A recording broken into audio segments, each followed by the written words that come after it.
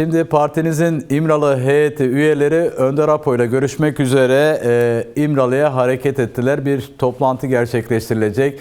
Bunun yanı sıra da 24 Kasım'da meclis komisyon üyeleri Önder Apo ile bir görüşme gerçekleştirmişlerdi. Bir toplantı düzenlenmişti ve o toplantının tutanakları da bu hafta 4 Aralık'ta meclis komisyonunda oradaki üyelerle paylaşılacak. Şimdi bu iki gelişmeyi de göz önünde bulunduracak olursak, yani bugün yapılan İmralı görüşmeleriyle 4 Aralık'ta meclis komisyonunda tutanakların okunmasını göz önünde bulunduracak olursak, bu hafta barış ve demokratik toplum sürecinde nasıl gelişmeler bekleyebiliriz?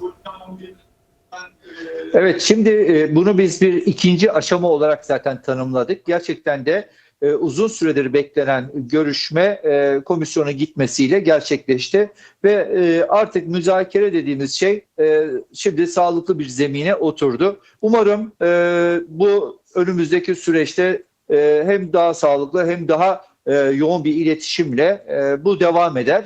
Çünkü Sayın Öcalan'la görüşmek ne kadar önemli olduğunu hep dile getirdik ve onun etkilerini de önümüzdeki dönemde siyaset fazlasıyla hissedecek. Bugün heyetimiz gitti görüşmeye. Heyetimiz dönüşünde de açıklama yapacaktır.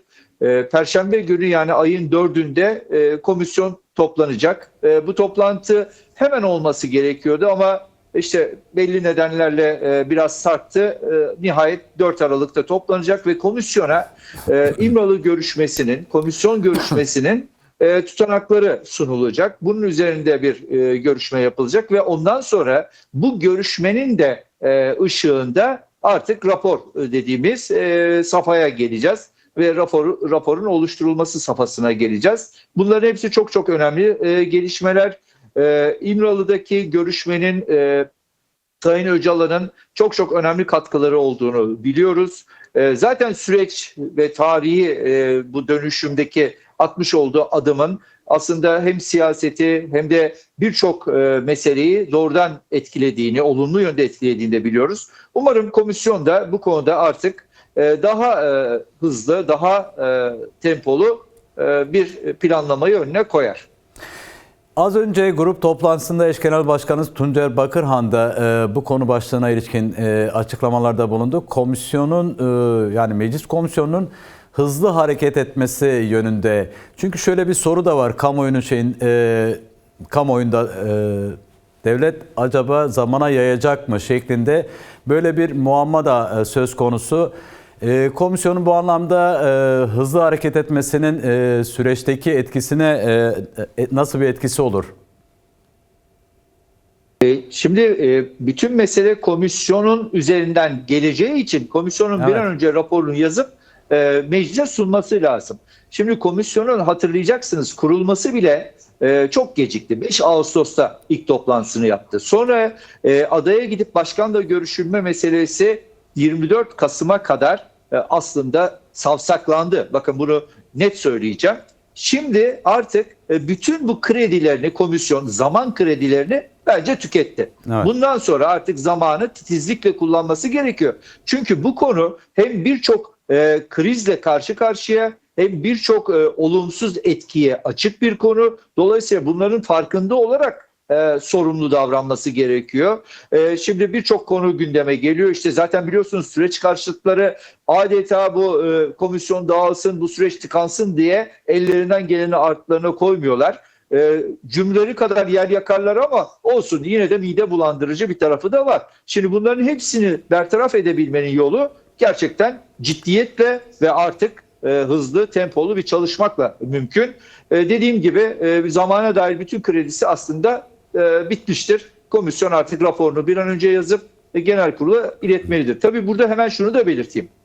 Raporu yazdım, bitti değil. O raporu yazanlar, yani o komisyon üyeleri zaten aynı zamanda meclisin de üyeleri. Evet. Yani mecliste de bu komisyon üyeleri inisiyatif almalılar. Bunun bir kanun teklifine bir an önce dönmesi konusunda da mutlaka inisiyatif almaları gerekiyor. Yani işimiz bitti, tamam, artık bizim yapacağımız bir şey kaldı dememeli. Genel kurulda da, özellikle mecliste de bu konuda mutlaka inisiyatif almaları gerekir. Değerli Temeli, şimdi siz de üzerine değindiniz, altını çizdiniz, süre konusu. Yani süreçte atılacak adımların hızına ilişkin konuştunuz. Şimdi darbe mekaniğini de bahsettiniz, provokasyonlar da söz ettiniz. Ben burada biraz da yani iktidar adım atmakta çekingen hareket ettiği tüm kamuoyu tarafından görünüyor. Ama muhalefetin üzerine de bu anlamda bir yük düşmüyor mu? Ya da bir sorumluluk yok mu muhalefette? Yani hem komisyonun hızlı karar alması, hızlı ilerlemesi, hem atılacak adımların hızla atılması konu başlıklarında muhalefet de sorumlu değil mi? Kesinlikle bütün siyaset sorumluluğu, iktidarıyla, muhalefetiyle herkes sorumludur. Bu konuda adeta muhalefet de iktidarın bu oyalama anlayışına bazen teslim oluyor. Hatta zaman zaman bundan siyaset üretmeye çalışıyor. Hayır, buradan siyaset üremez. Şimdi adaya gitme konusunda biz bu meseleyle karşı karşıya kaldık. Büyük bir hataydı, büyük bir eksiklikti. Siyasetin içinde olması gereken partilerin siyasetin baş köşesine oturmuş bir konuda adaya gitmemeyi bir malzeme yapmaya çevirmeleri tabii ki anlaşılabilir bir şey değil, kabul edilebilir de bir şey değil. Şunu herkes artık idrak etmeli.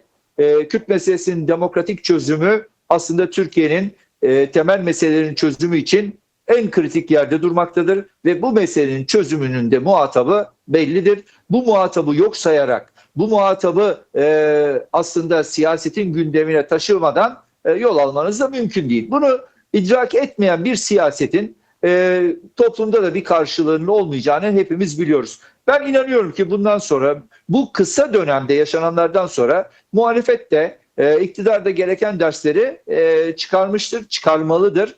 Çünkü Türkiye'nin kaybedecek zamanı kalmamıştır.